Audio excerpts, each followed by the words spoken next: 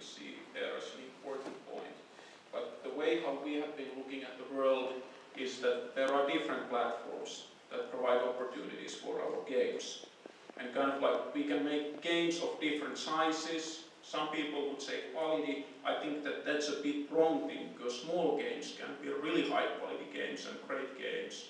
Maybe their kind of like revenue potential isn't always the same as really big games would have.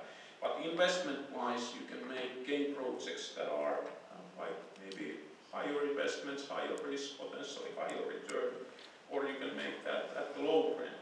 And if you look at the kind of like maybe bit black and white, you can see that typically the games business has been such that there have been those big publishers who are mainly focusing on the console, online console service, massively online multiplayer games, PC games, and they have huge game projects.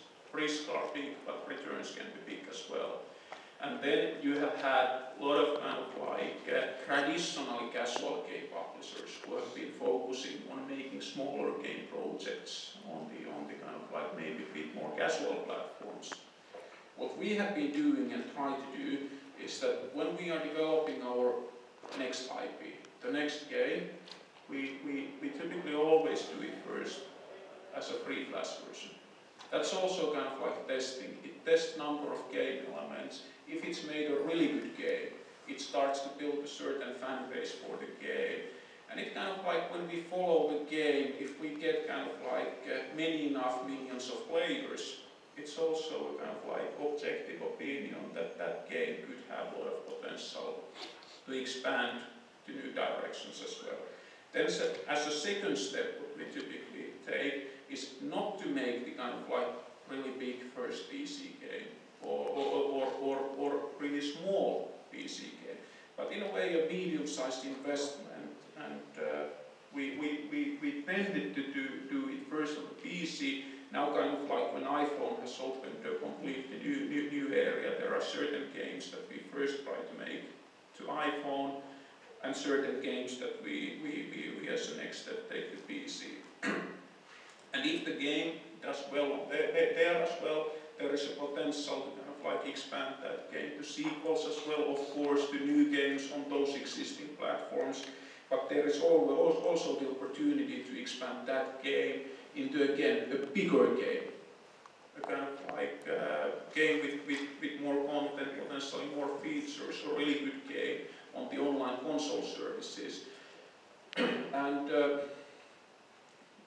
well, at least for us, we have been seeing that kind of like there has been this higher risk, they have been higher investment, but also the potential returns have been quite much higher.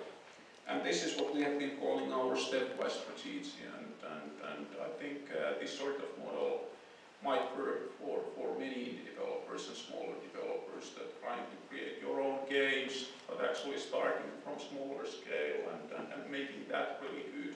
Because with what we have been seeing in creating, that each of the steps, yes, it does create an excellent game, but it also does test the game elements, the new type of game elements, because we want the game to stand out, but there is always the risk that we have been thinking that this is really good for the game. Does the mass audience think the same? So we can test the new game elements. Typically each of these steps has been profitable. It increases the game fan base. It builds some of the community elements that we are using very much. It builds them further. It does build basis for further sequels and developing the games further. And as we see with all that, it does minimize the risk also in taking the next bigger step.